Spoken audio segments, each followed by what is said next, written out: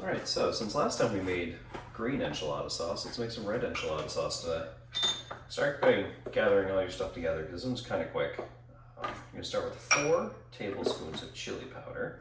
I'm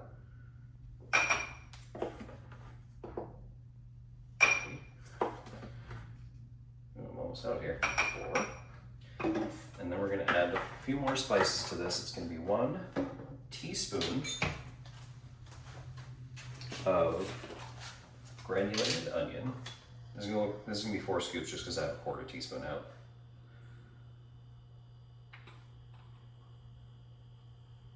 4. And in that pot we have 2 tablespoons of oil heating up that we're going to put 2 tablespoons of flour in to make a nice roux. Now we're going to do 1/4 teaspoon each of cumin and oregano. These don't have to be perfectly level because, you know, it's one of those flavor things.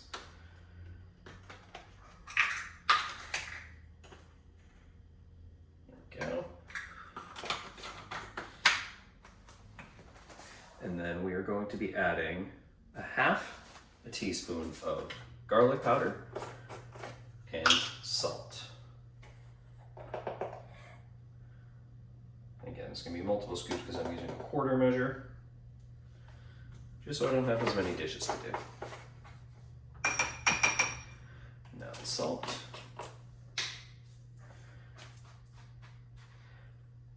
And when you're doing something like this, you want to be using something like crispy, flaky salt because there's less sodium per measure. So if you were to weigh a 1/4 teaspoon of that versus a 1/4 teaspoon of like table salt, they would have different amounts. And get the flour. And start making our roux. Like I said, it's gonna be 2 tablespoons. So go with the 2 tablespoons of olive oil. Try not to step on the cat in the process. That is because he insists on standing in front of the stove for some reason. You're just gonna whisk all that together, make a nice roux, and you want it to start to brown a little bit so you don't have any raw flour flavor in your enchilada sauce. So you want to make sure that you really cook that roux. Mix all that together.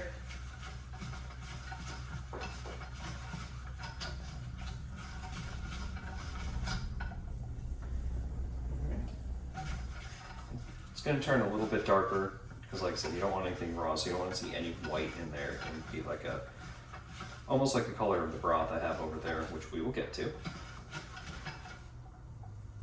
And once that's good, you're going to add in all of your spices, and you're going to let all that just kind of soak up those flavors, mix in, and make a nice chunky roux. You will absolutely pepper spray yourself when you do this, but you get used to it. So that's in there. Just want to toast those spices for a good couple seconds. Then we're going to start slowly pouring in 2 1/4 cups of chicken or vegetable broth. You're going to keep whisking. And you want everything to get incorporated.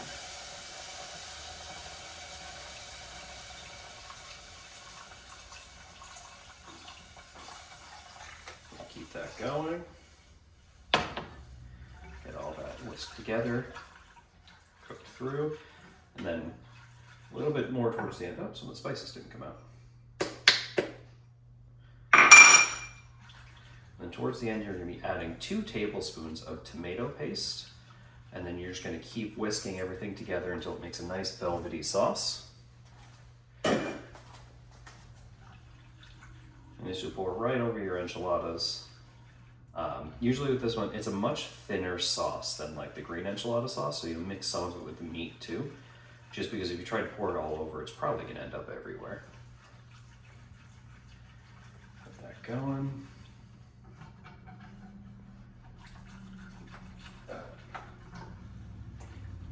Keep on stirring.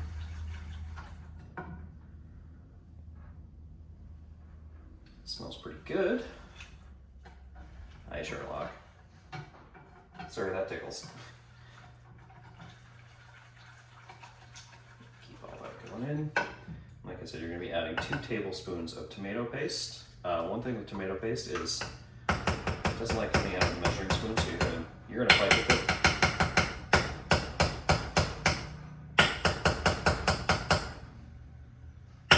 You're gonna fight with it the whole damn time. I have something for this specifically. And the reason I'm adding it now is it's starting to almost boil, so it's just about ready to add this last step in.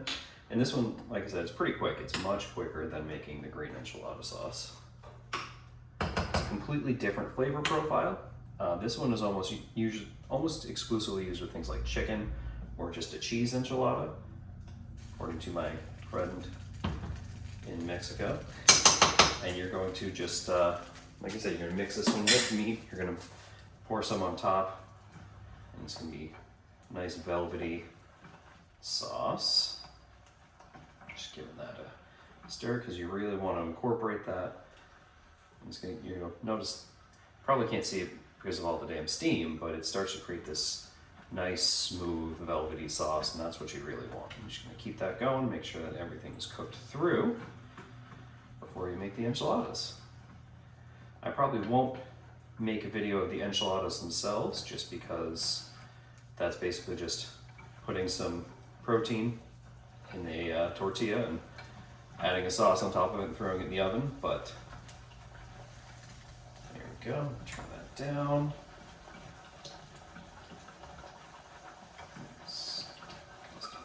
This game, take that off the heat. Just get a little too hot. Yeah, it's a nice, thick, velvety sauce, ready to go and be enjoyed for tonight's dinner. So like I said, this is a much quicker one. Very quick and easy if you're looking for a good weeknight enchilada recipe. Here you go. That took what, 5 minutes? Now we're ready to go and pour that over some food. All right, I hope you guys enjoy.